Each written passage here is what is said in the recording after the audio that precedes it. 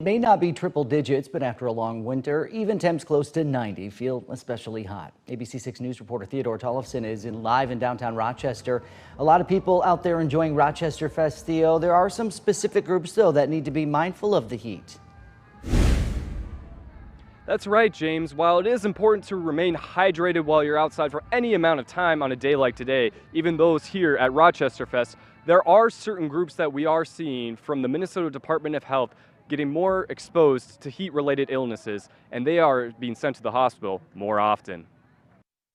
The Minnesota Department of Health has reported an increase in heat-related illness hospitalizations in the state over the last 4 years, and the majority of those are men who are 65 or older. Most recently, Olmsted County has seen 9.6 people per 100,000 go into the hospital due to heat-related illnesses. And people are easily reminded of this heat as the second day of summer is another hot one.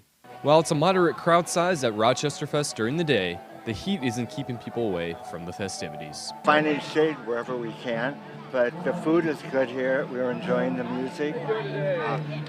It's not all that overcrowded, so it's easy to walk around and pick what you want to enjoy.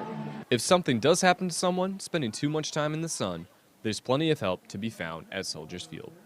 If somebody's that, they just have to get a hold of one of the people in the bright orange vest or to the information booth.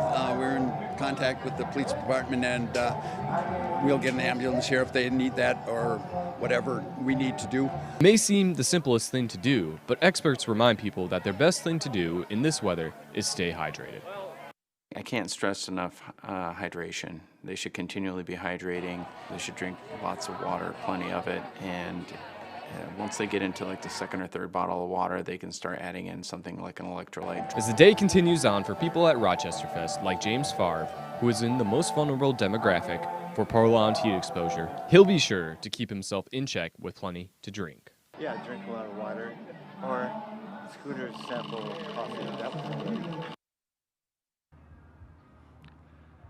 Now, the people are not the only people who need to be concerned about the heat out here. It's also causing stress on power grids throughout our region as well. We had a few alerts yesterday for people to reduce power, and that's the same with Austin Public Utilities right now, as they're telling customers to reduce energy until at least 8 p.m. this evening.